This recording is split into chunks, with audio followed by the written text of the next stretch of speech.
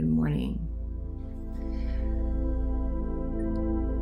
Find a comfortable seat wherever you are. So if you're sitting on a couch or on a chair, if you prefer laying on a mat, that's okay too. Just want you to grab a warm drink if it's available to you, a sweater, or even a blanket.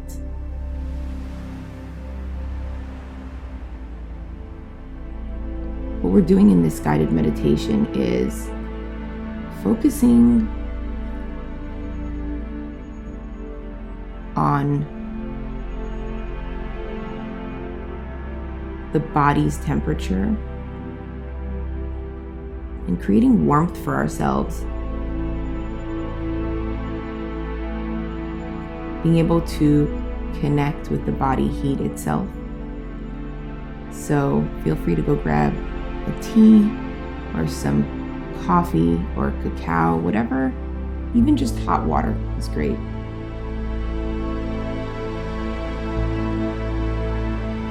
And then just find a comfortable seat, relaxing your back and shoulders into the support of the chair behind you.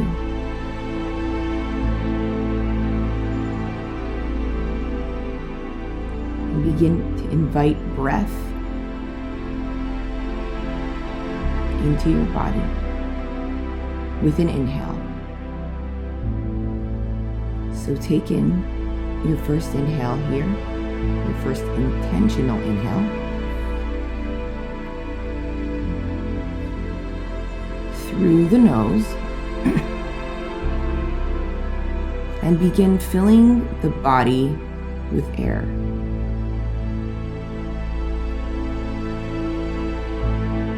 So you're gonna experience your shoulders rise, your chest rise, and your stomach begin to fill. Relax the eyes and expand the stomach. Don't be afraid of getting fat. By expanding the stomach, you're also going to be able to contract it. And when you get to the top of that inhale, I want you to hold it. Hold it for a moment. Allow your body to feel whole and complete. Allow that sensation to run through you. And begin to exhale through the nose, slowly distributing that air. Exhaling, slow and steady. Softly sealing your lips.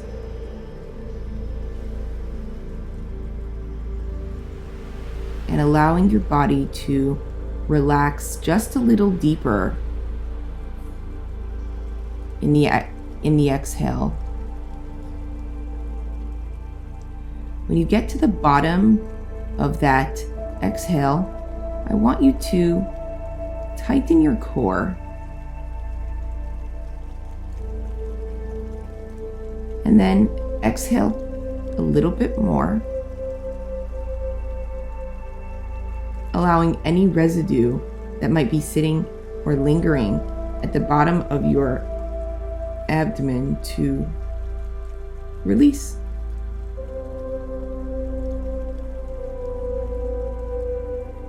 And then take another inhale. Softening through the nose, giving your muscles permission to relax. Take one of your hands and place it on your rib cage, and tuck it back.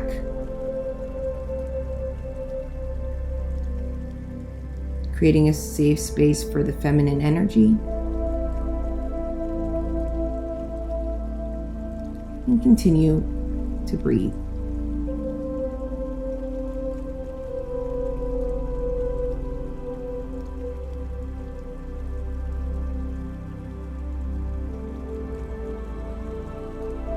If you're holding a hot cup, placing both of your hands around the mug or the glass,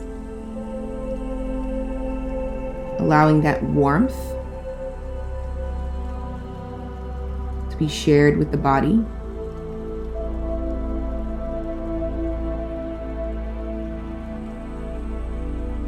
As you breathe,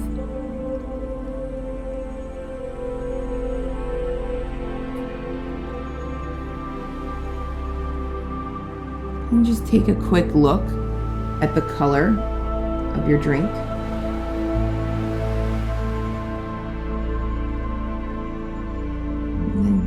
And then on the next inhale, just smell it as well, inviting all your sensations into this experience.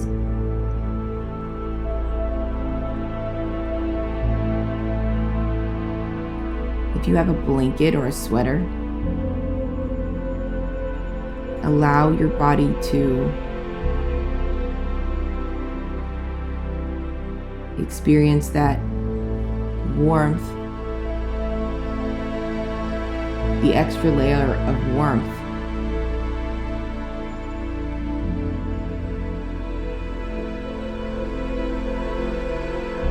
And what it feels like to feel nurtured.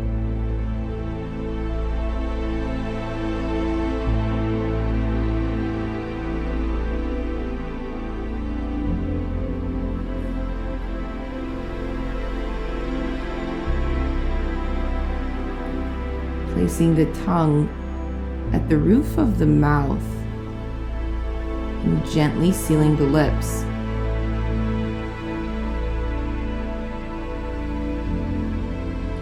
We're going to begin to create a fogging sensation at the back of our throat. So visualize on the exhale that you were fogging up a mirror with your breath.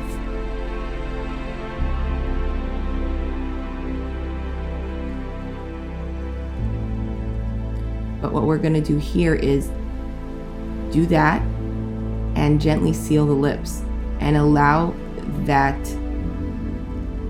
oxygen, the exhale through the nose. So it's like a dragon's breath.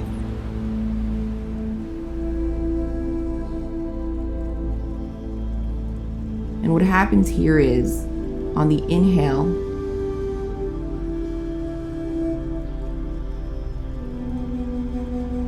your throat is warmer because you've created this warmth with the fogging sensation on the exhale,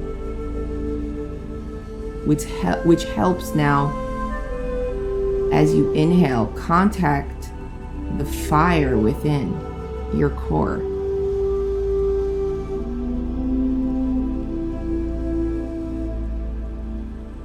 So continue with this dragon's breath. Release the jaw, relax the jaw. Soften the eyebrows.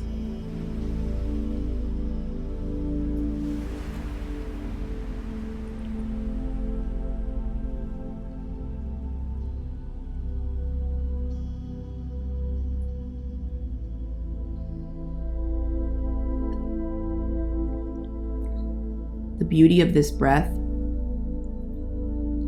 is that you can use this visual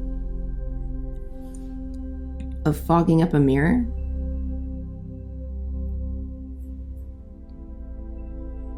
to also fog up the mind,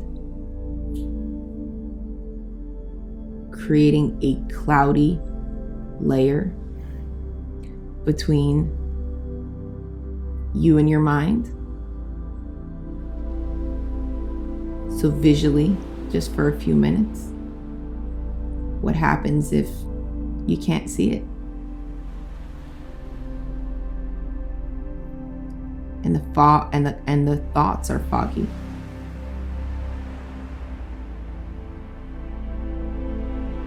Take a moment to be here now.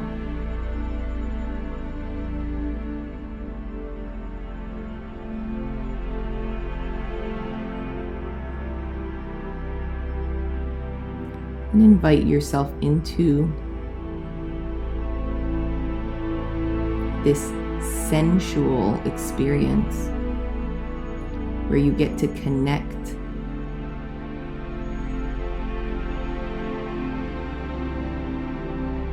with how you really feel. Monitoring your body's temperature and energy.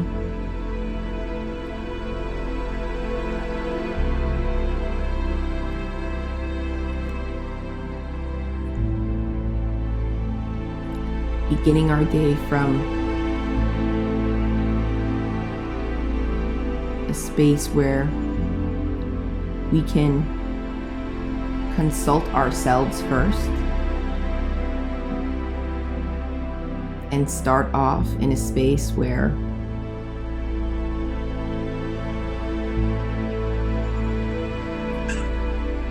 we ask ourselves, how do I feel today? Rather than, how am I supposed to feel? Sometimes we begin the day, or most times, with somebody else's thoughts and somebody else's experiences. And how that works is by thinking about all the things that others need from us, or lifting the phone and looking at the notifications. And we'll usually start in a space that is not our own.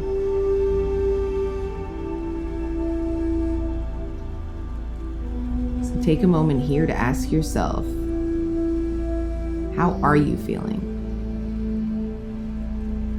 When all those distractions and all of our responsibilities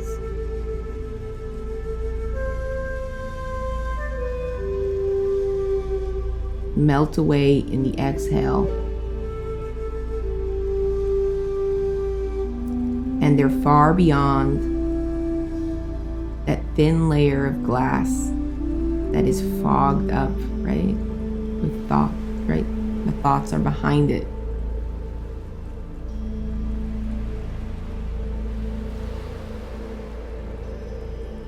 How do you feel?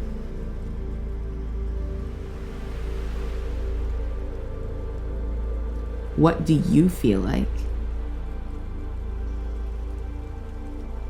If it's just you and your body, you and your mind, you and your soul. So what's really interesting is I was flying, and when you say Tfilas Haderech, right, there's a very interesting piece, and it says that you say Hamisragshos Lavo La'olam, right? What we ask is that we're asking to be safe from anything in our journey that might be or potentially be harmful And one of the things we ask for is a negative energy, and it says that shouldn't show up and cross our path in our journey. But it says hamisragshos, which is that feel, right? It's actually the feelings that they feel like coming to this world. And that's really, really powerful, because if you think about it, some things or most things enter this world through emotion. So even when we pray and we're asking for safety, we're asking that a negative energy shouldn't come through this world shouldn't feel his way into this world or feel her way into this world.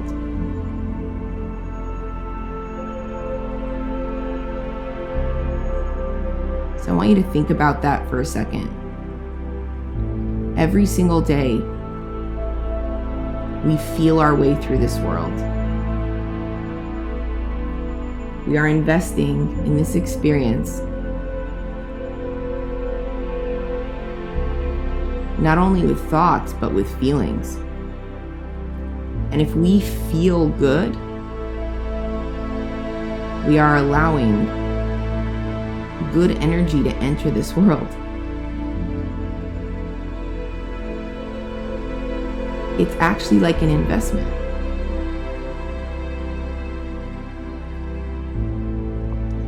And it's such an important investment. Chovos halavavos, and duties of the heart. He says that he thought that it was so obvious that the inner workings of the body was part of our journey.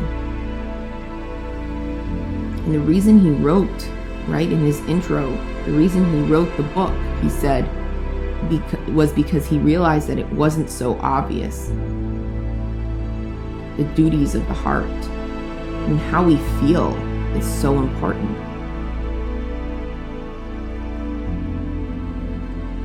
So much of what we experience in our day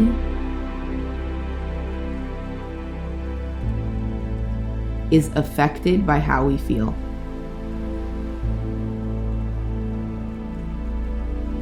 And then so much of how we feel is affected by our day.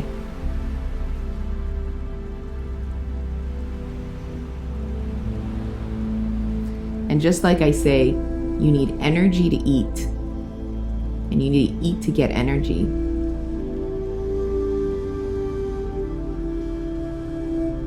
It's understanding not how do I stay in a good mood or what helps me feel good, but how do I maintain this warmth?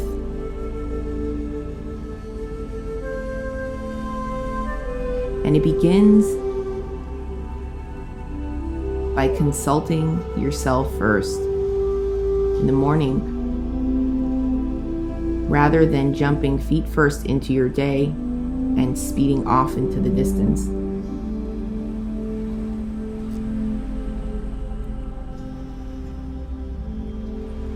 By holding a warm drink, taking small sips, being able to feel the flavor on the palate,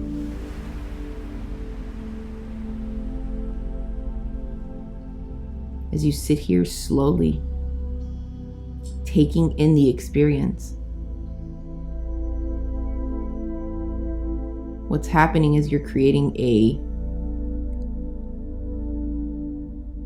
foundation of sensation. You're investing in something that feels good.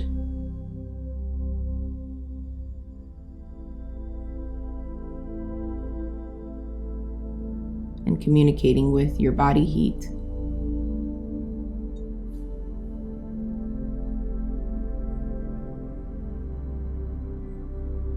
So just like money, energy could be wasted.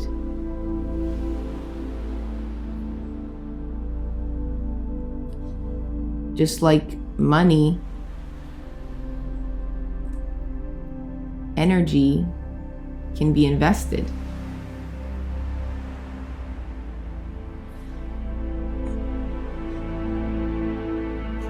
So if you want to know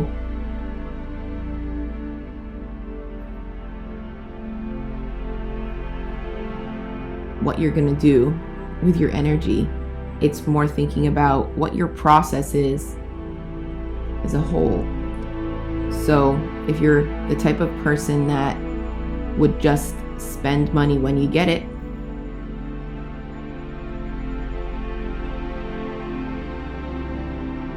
then usually the moment we have energy, we want to waste it.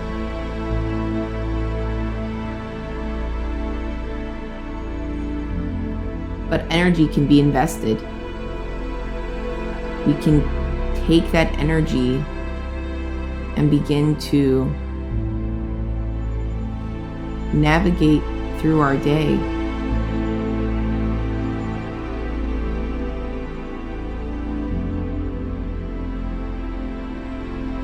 By beginning with consulting ourselves and really loving the body that we have and the soul that we have, and clearing out all the other things that don't belong to us.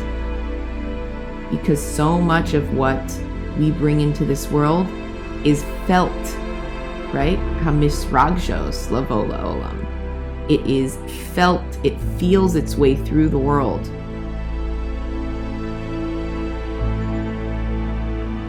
We feel our way through this world. That is part of our experience. That's one dimension. So feeling good is so important.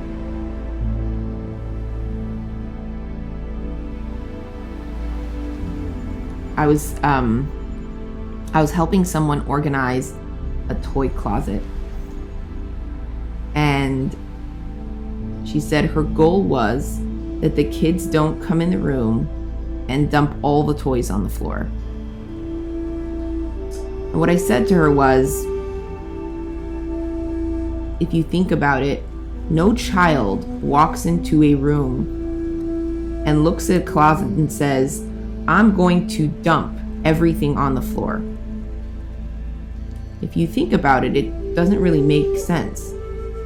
That if you go down to the child's experience, what the child is experiencing when they look at this room or this closet is they are frustrated.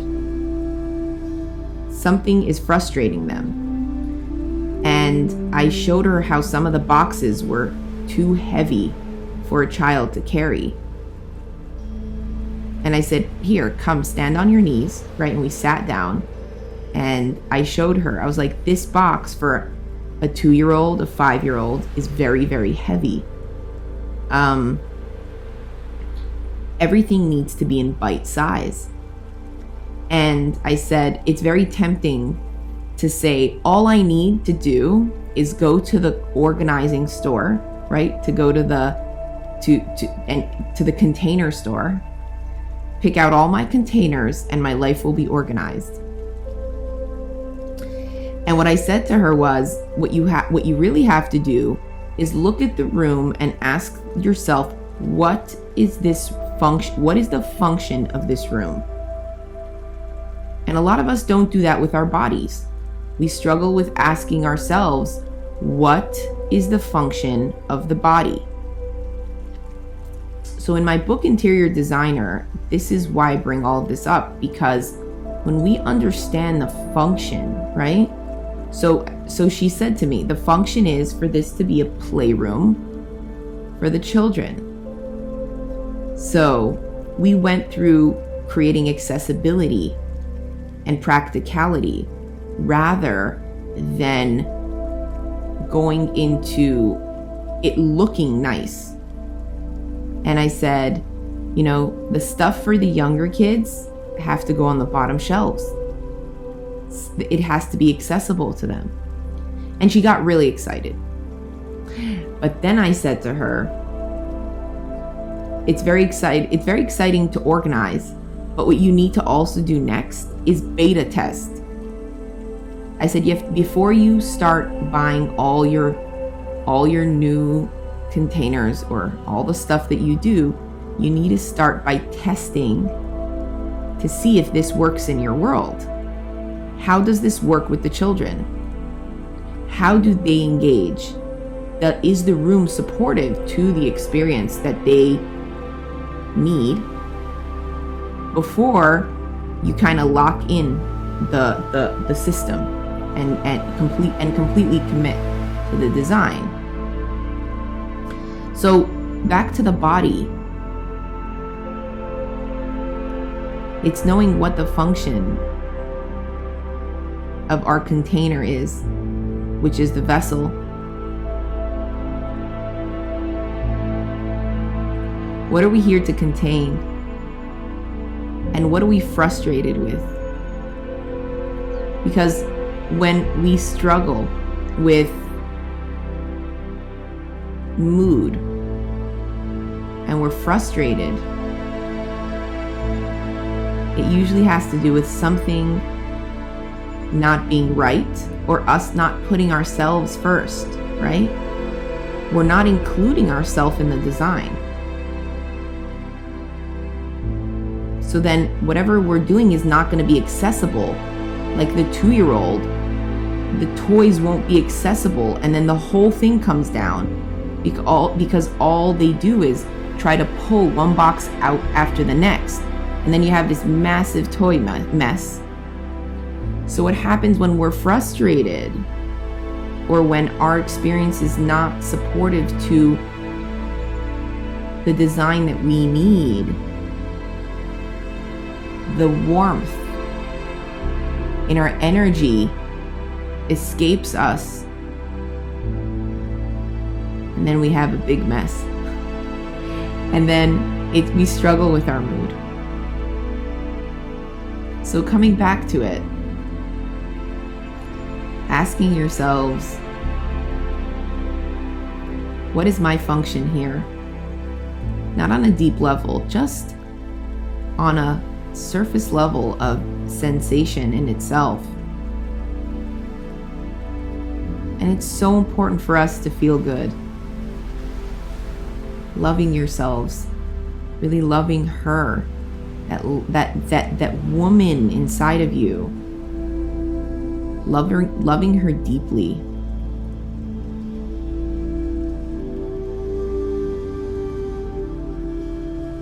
And when we slow down and begin to organize our space in a way that is accessible to us rather than looking fancy,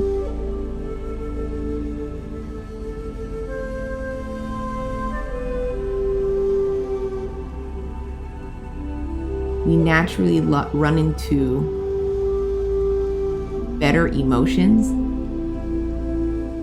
better feelings, and we can birth better feelings into the world, right? So good feelings can really be birthed into this world.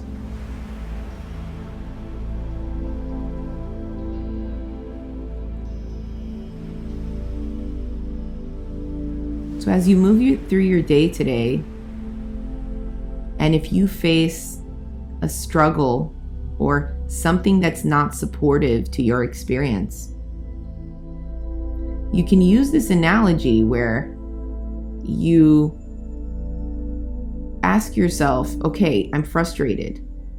Not why am I frustrated, but what's not functioning for me, right? So going into that experience and seeing, okay, what is happening here? Really tapping into where that frustration came from. And like going into that toy room, you have to ask yourself, what is the purpose of whatever that encounter is, right? So it could be even as simple as going to the gym, making a phone call, or eating a meal, or working. If you're frustrated, ask yourself, what in that space, right? So like, I'll just give the gym for an example because it's an easy one. What's not working for me here? Do I need maybe something that's less intense, that's going to be more supportive to my body type, right? Or do I need something different? Do I need to consult somebody, right? What does my body need in that space? Because a lot of times, I have a friend that he keeps on pulling muscles. He'll pull one thing, he goes to the gym, and then he pulls another thing. He gets so frustrated. And I say to him that he just needs to take it a little slower, right? So it's really taking the time to ask yourself, what is working for you? Sometimes when we're on the phone with somebody, we get off and we don't feel as good as we did when we got on. So giving yourself permission to be like, maybe I don't have this conversation now, or maybe I don't multitask. You know, a lot of times we like to be on the phone while we do something else. But the danger we run into is we're not able to monitor our emotional space. And we're doing that we get on the phone to distract ourselves from what we're actually doing. So we begin to move on a fast pace, and then emotions start to run high. And it's like an engine, and we push the gas pedal, and we're going really, really fast. We're not even sure how high the heat is internally. So just paying attention to what is working for you and what is not. Taking a step back and saying, how can I reorganize? Rather than buying fancy containers, just take a moment to say, this is my beautiful design, my body. How do I accommodate my internal function?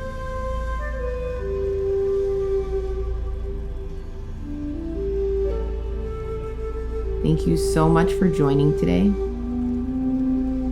and putting yourself first.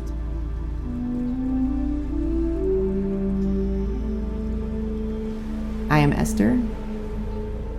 This is a coreKavanah guided meditation